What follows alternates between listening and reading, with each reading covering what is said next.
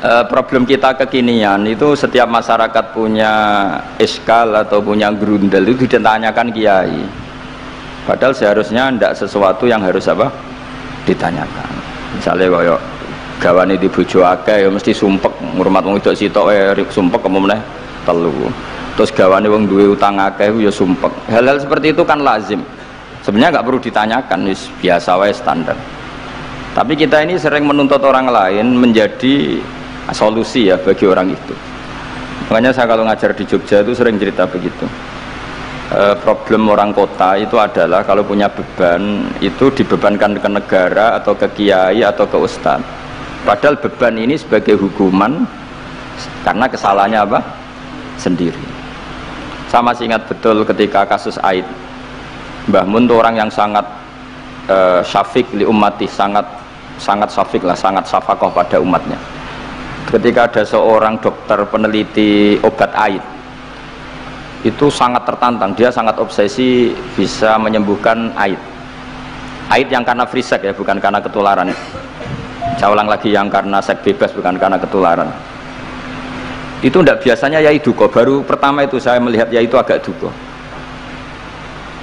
Terus beliau tidak jawab, tapi setelah dokter itu pulang ngendikan begini, pangeran itu kadang ngersano kabeh itu ono sanksine, cara bahasa modern ono sanksine. Ya tujuannya pangeran itu wong ben tobat ben balik nang Allah. Jadi ono wong uripe ngawur diutang, ya sanksine wong urip ngawur diutang ben uripe apik. Intinya Mbah Mun mau ngendikan kesalahan itu pantese ya ono sanksine ben wong tobat. Lah saiki kiai iku nak ditakoki ngono berusaha cari solusi sanksiku, padahal Allah kepengen memberi sanksi. Mbak sampean misalnya zaman mondok ora sregep terus bareng saiki dadi kiai bingung terus kula kan dadi solusi Gus kayak donga laduni. Wong pangeran ngekeki sanksi kuwe zaman mondok ora sregep. Ben ora rasane isin maca kliru di depan umum. Malah yo ijazah napa? Laduni. Jadi itu pelajaran bagi saya menurut saya. Jadi kata Mbah Mun la'allahum yarji'un itu la'allahum yantahun yang di Quran itu satu kesalahan itu pasti Allah itu menghendaki ada apa? Sanksi. Tentu maksudnya Allah baik supaya tobat. Tapi sekarang sanksi itu mau dihilangkan. Kadang konsultannya itu kayak bojo kepengen minggat. Sing lanang tak takoki kena apa? Mun lami Gus boten kula nafakoi. Ya aku yang mending normalnya aku minggat, aku terlambat bojomu kepengen minggat saiki aku terlambat. Kudune wis wingi-wingi. Normalnya wong lanang ra tanggung jawab, mencen sanksine bojone nanti bojomu pinter. Wis ngerti sing lanang ra kena deloki melok wong tuane ya meniku. Jadi nah seperti itu menurut saya semua kiai itu harus kayak saya dalam bab itu. Tapi mereka nyari donga, piye bojo iki ra dicukupilah seneng. Terus golek akeh pengasih, golek jimat. Akhirnya Mbak Mun nanti cerita, sing kula malah tak kenang sih. Akhirnya kiai ini nganti lali ya. Ana wong melarat ijazah kiai. Berhubung kiai ini ku isin muni ra iso diijazahi duha mek donga. Kiai ini ku lali nak dhewe fakir. Akhirnya yang minta ijazah ditimbali Mbah Mun. Rene tak ijazahi. Kowe yo ijazah duha mek sapa kiai iki. Lha kiai ku dhewe fakir kok jalu ijazah. Yo ijazah ya mek aku sing wis sukses dadi kiai sugih. Artinya apa? Benar ceritanya Gus Zofur, gara-gara setiap pertanyaan itu memaksakan bisa jawab. Jadi kayak neng pondok loh, sekarang dene dia Joko tua, lo kok ngekek ijazah mahabbah. Dene pondok ganti Joko tua. Itu di pondok mana-mana Gus itu ada ijazah laduni. Padahal sing ijazah itu ya tau ra munggah. Sekolahnya ora tau munggah. Ngono dicalon ijazah laduni yo. Coba di pondok-pondok beredar gak ijazah ketemu Nabi Khidir? Beredar. Padahal yang ijazah juga gak pernah. Nah itu karena yang diceritakan Gus tadi memaksakan bisa. Jadi sekarang ini dhewe ra iso ya santai wae. Nah aku pengen ngipi ketemu Rasulullah itu beredar gak ijazah itu? Mungkin Pak Del kan yang pernah mengijazahkan itu. Tapi ya ora tahu. Sampe tahu ngijazah niku Pak Zakaria. Oh, jadi ya ijazah terus ya. Karena jubir Torekoh nih. Jadi intinya kalau ndak bisa ya bilang saja ndak bisa sampai apa jangan kita lupa tadi ya sampai lupa daratan tadi karena problem negara kita termasuk itu. Semua intelektual, semua pakar kalau ditanya problem negara itu semuanya jawab. Akhirnya kan gaduh, semuanya punya rumus, semuanya punya versi, akhirnya gaduh. Misalnya pemerataan Indonesia rumusnya gimana? Yang satu bilang wah ibu kotanya dipindah, yang satu bilang enggak, harus ada sentralisasi di Jawa supaya ada kualitas A, ada kampus terbaik, ulama terbaik. Kalau diratakan nanti kemampuannya rata itu justru enggak bagus. Yang ketiga enggak, wah kualitas demokrasinya dijaga. Yang satu enggak, demokrasi tanpa ekonomi enggak bisa. Oh. Sehari santri ya seduanya rasa pikir, besok mati weben.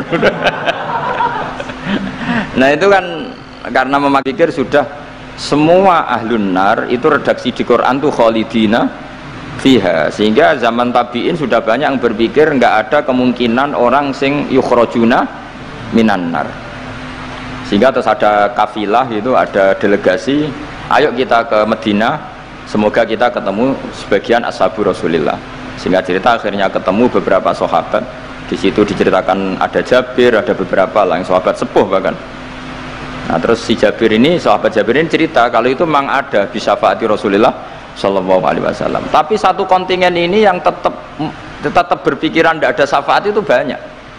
Alasannya semua cerita tentang ahlun nar adalah khalidina fiha. Ketika Jabir masih hidup itu ya sempat terjadi debat. Loh itu yang khalidina fiha itu amma, sehingga ini menjadi khas.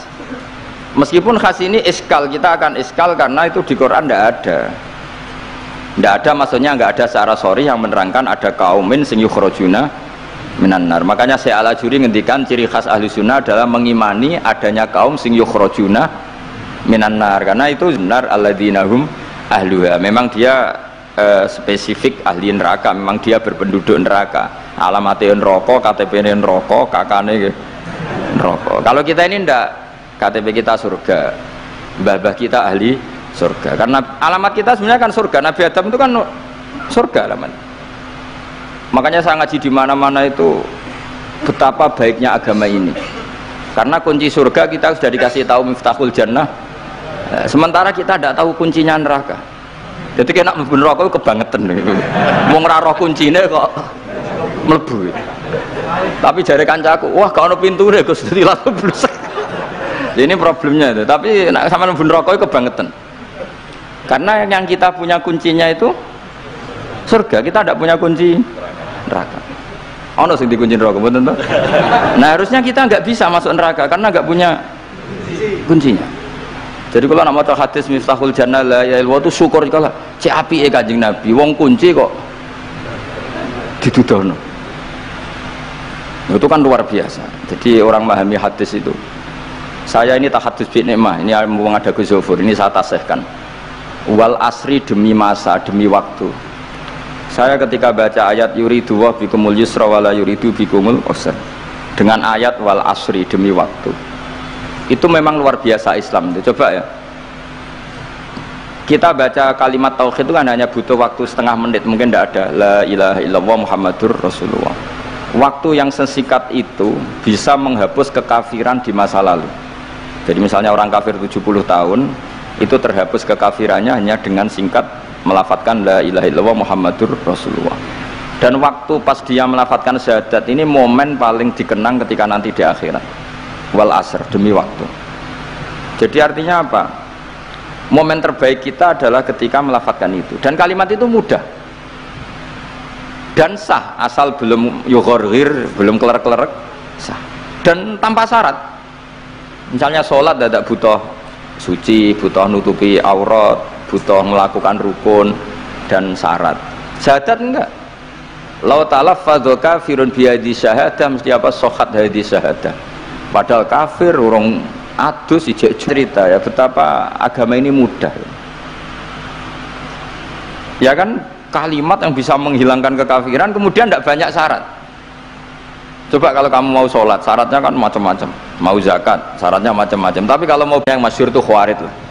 Khawarid itu kelompok yang sangat soleh secara zahir, yes, ibadahnya kata Rasulullah siamu laisa siamukum kasiyamihim wa qiyamukum kami qiyamihim. Jadi puasa kamu sahabat enggak sehebat puasanya orang apa?